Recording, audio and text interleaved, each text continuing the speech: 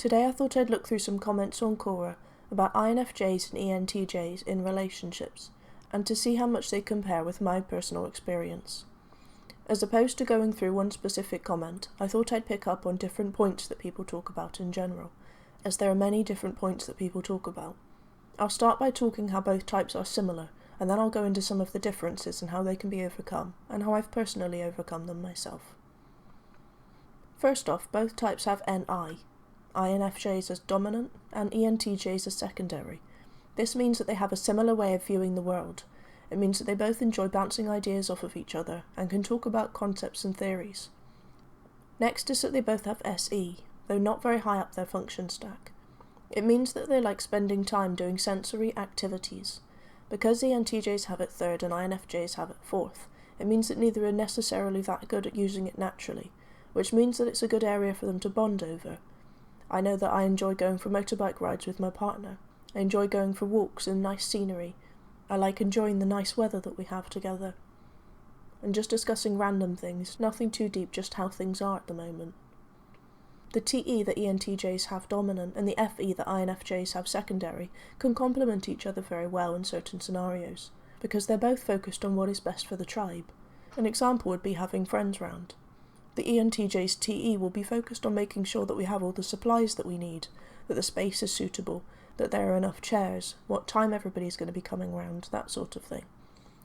The INFJ's FE will be more focused on ensuring that everybody has enough to drink, to eat, that they're all having a good time, engaging everybody in conversation so nobody feels left out.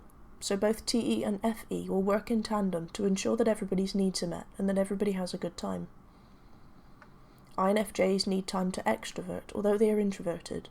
We need to spend time with other people as well, not in a massive group, but we need a select few that we can open up and share ourselves with. ENTJs need time to introvert, though they are extroverted. They need time to wind down, to process the day, and that can be perfect for both of us. When I've had a day of not extroverting much, not talking with too many people, when my partner comes home from work, I can spend time talking to him about the films we are watching or how his day was, that sort of thing, and he can use that time to go a little bit more introverted, to just allow me to take over the conversation more, to ask him questions to find out how he's doing, while he can sit there and process and then share ideas with me as well. Because my level of extroversion is not the same as his, just as his level of introversion will not be the same as mine. I'll need time completely alone away from other people, whereas he will just need a bit of quieter time, with not too many people around him, so just having me sat next to him will count as introverted time. Just like me being next to him, able to have a conversation with him, will count as extroverted time for me. So it works for both of us. We can both help each other to push ourselves outside of our comfort zones, and this can help us to grow, and to become better in areas that we are naturally not as good at. As long as both parties are willing to grow and adapt, that means that we can have a very productive relationship. If either party does not have a growth mindset, however, that can lead to a difficult match, but then so can any two personalities. We all need to be able to grow and change and adapt the areas that we are not necessarily strong in naturally, especially if the other party needs that from us. We all have areas that we need to improve in. My ENTJ partner will help me to become a little bit more decisive if I'm too busy playing around with ideas and concepts, but I don't know how to actually get them out and start doing something. I can just come to him with an idea and he can help me put it into action. Just as I can help him to think and plan about things a bit more before he does things. He likes to just jump in straight away with both feet, and I can provide alternatives, the devil's advocate if you like. What about if this happened? What about if this area went wrong? What about if you hadn't thought about this beforehand? Give him areas he may have not thought of initially, to stop any problems from arising at a later date. I'll now go in more specifically about some of the points that people have mentioned of areas that they've struggled in, being an ENTJ with an INFJ partner, or vice versa. The first point is that INFJs need to learn to speak up about what they want, because ENTJs have their FE function 8th in their stack, so they'll naturally not pick up on the cues that we give off. I've definitely noticed that myself. I naturally don't like conflict. I don't like to bring up any issues that there may be. I'd much rather hint at them as quietly and inconspicuously as I possibly can, in the hope that the other person can just read my mind and knows exactly what it is, and change it without me ever having to say anything, because I don't want to hurt their feelings. But sadly that doesn't really happen with ENTJs, especially because they have FE so far down. It means that INFJs need to learn to say, This is an issue for me, can we resolve it? Knowing that the ENTJ is not likely to get offended, especially if it's said diplomatically. ENTJs themselves are naturally quite blunt and honest, so they will respect that in their partner too, which means that we know how they act, so we know what's acceptable to say back to them. We don't need to worry about offending them with the tiniest little thing, even though we can be quite sensitive ourselves. The next point is that INFJs are often highly sensitive people, that we can get easily offended by the bluntness of ENTJs. Similar to the last point, we need to understand that ENTJs aren't actually trying to offend us. What they're saying comes from a place of wanting to help us. So we need to try and learn to stop taking everything so personally, and if in doubt, just ask them, what do you mean by that? What's your motivation for saying that? And they'll just tell you, so then you can learn from it, rather than taking everything personally and assuming the worst when that may not be the case at all. The next point is that ENTJs like to share constructive criticism, and INFJs don't often like to receive it, especially when it's not expected. I struggled a lot with constructive criticism when I was younger. I took it all as just criticism in general. I was always trying my best, trying to make sure that I did everything as well as I possibly could. So any constructive feedback that someone gave me, I took to mean that everything I did was rubbish and I need to just ditch it all and start again. As I've grown, I've understood that people see things that I don't see. They don't live inside my head, so they're getting a different outlook on things than the way I'm portraying it. And again, ENTJs aren't after trying to upset us. They want to help us. They want to help us grow and to become a better person. It's important to understand the motivation of why they are saying it, not just taking it and going, oh, well, they must be being horrible. Ask them what's their motivation, because once you know that, you can appreciate why they're saying what they are.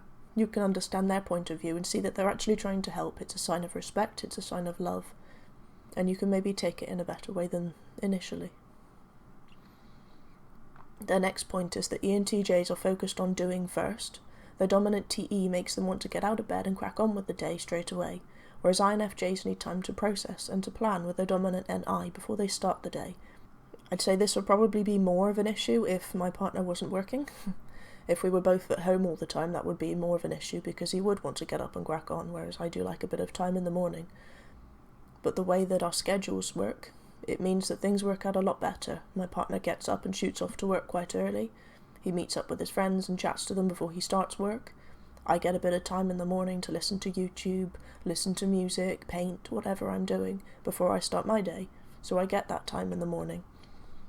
On the weekend, early on in our relationship, it could be a bit more difficult because my partner wouldn't naturally understand that I do need a bit of time to myself to slowly wake up, process things, figure things out before I'm ready to start jumping in and cracking on with the day. So I had to explain that to him. This is something I'm noticing a lot in the comments that people are sharing, is just that communication is needed more. Because I explained to my partner that I need a bit of quiet time in the morning, he understands that, he accepts that, so he'll give that to me. Whether I stay up in bed for a bit longer or I come down and sit on my computer for a bit first with my headphones in, he accepts that. Don't start making plans for 8 o'clock in the morning because I need a bit of time to myself first.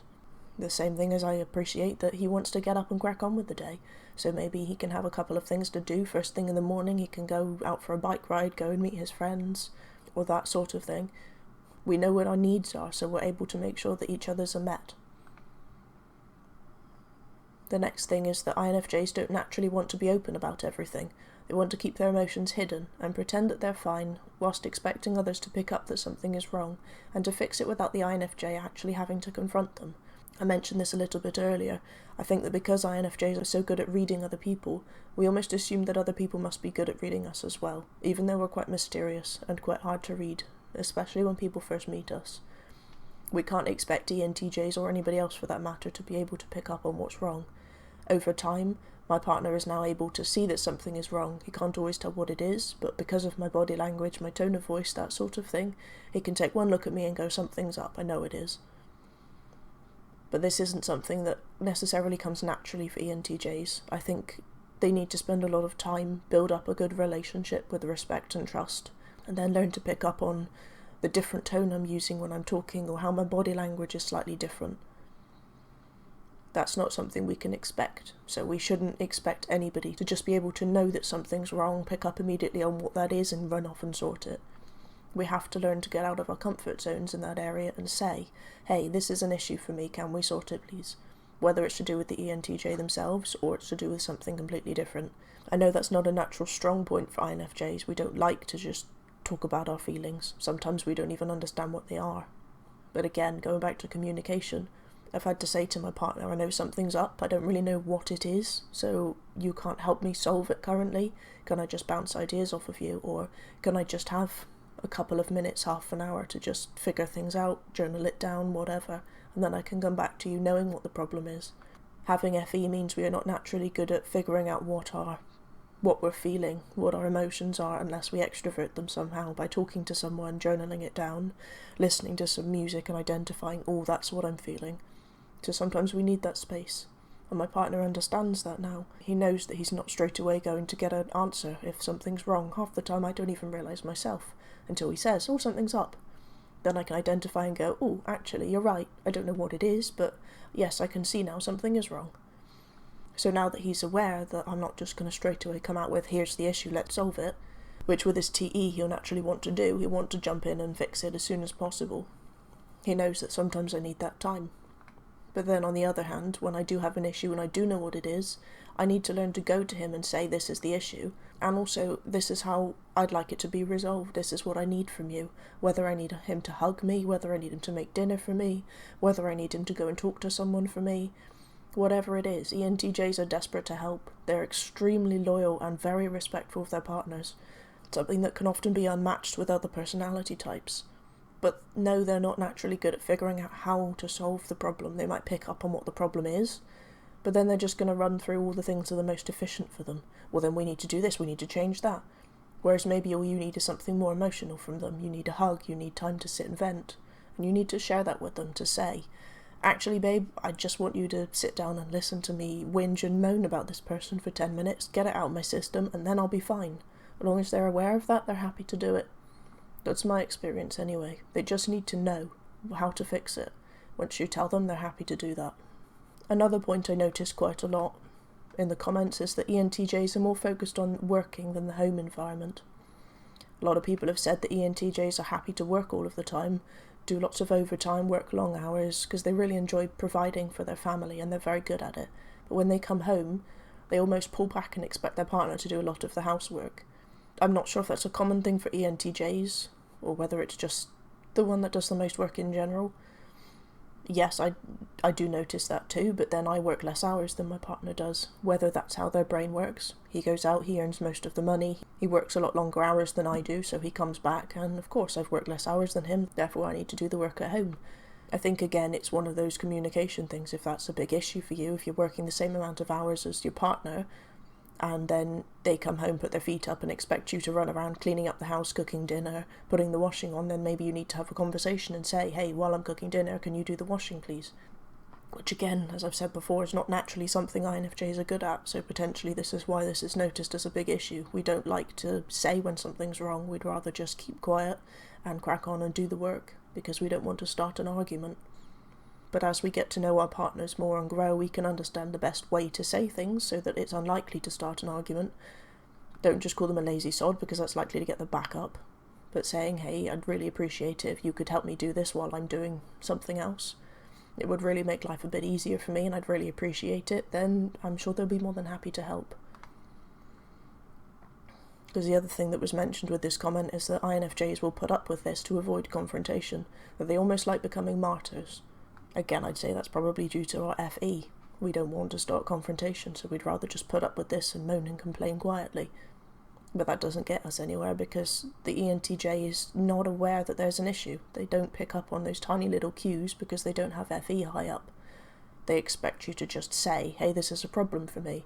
I don't like you coming home and putting your feet up. I'd much rather you did something else. I've worked just as long as you have. I'd like you to help out a bit more. And then, can you do the washing? Can you do the cooking tonight? Can you whatever? They're more than happy to do it. They just won't pick up on the tiny little cues that we give off. So we'll think that they're not actually caring about our problems, when in actual fact they don't even realise there is one. Because if they have a problem, they'll just tell you, this is an issue for me. It's understanding the differences between T and FE, how we as INFJs do need to learn to speak up more. I think that's probably the biggest thing for being in a relationship with an ENTJ. You need to speak up more. You need to share how you're feeling, you need to share if there's an issue. If you're not happy to do that, then you need to learn to be, if you want to be in a relationship with an ENTJ. They're not naturally going to know that there's a problem. They're not going to see it, and you're going to feel like they don't care. In actual fact, they do care very much. They just aren't aware of the problem because you haven't said it. It's understanding how their minds work. That they're very blunt and honest. If there's an issue, they'll say it. That's the most efficient route. Why would you beat around the bush? Once you come to understand that that's how their brain works, you know that that's the best course of action to take for you. Yes, you'll have a different way of saying it. You might not be as blunt, but you do need to just be a little bit more honest, be a little more open about this is an issue. And the last point I wanted to talk about from the comments is that ENTJs are not emotional creatures, that some INFJs will want to have a deep, highly emotional partner, and that they won't get that from an ENTJ. And I personally think it's very important to not put all of your eggs in one basket, to not expect your partner to fulfill every single one of your needs, because you'll only end up disappointed or hurt. We both have needs that the other person won't be able to naturally meet. In time we might learn to, but it won't come naturally for us. So either we can both work on that area of ourselves to fulfill those needs for the other person, or we can allow them to fulfill that in another area. For example, my partner needs to have friends that he can laugh and joke around with. He likes to take the mick out of people and wind them up, playing pranks, that sort of thing. I'm not the world's biggest fan of that, so the best thing for me to do is to ensure that he has friends that he can do that with. Thankfully, he does that with most of his work colleagues. So when he comes home, he's had those needs met, and he's able to calm down and have a bit more of a quiet discussion with me instead, something that I prefer. As an INFJ, I need someone that I can share deep thoughts and feelings with, someone that I can ponder the deep questions of life, and that I can just bounce ideas off of to try and understand my feelings a bit more. And that doesn't often include much logic, because I'm just trying to figure things out. ENTJs can do that to a certain extent, but that won't come naturally to them. That'll be more in time when they understand your needs. They might be there to listen. Like my partner's very good at listening to me when I'm sharing things, and he never jumps in to fix things.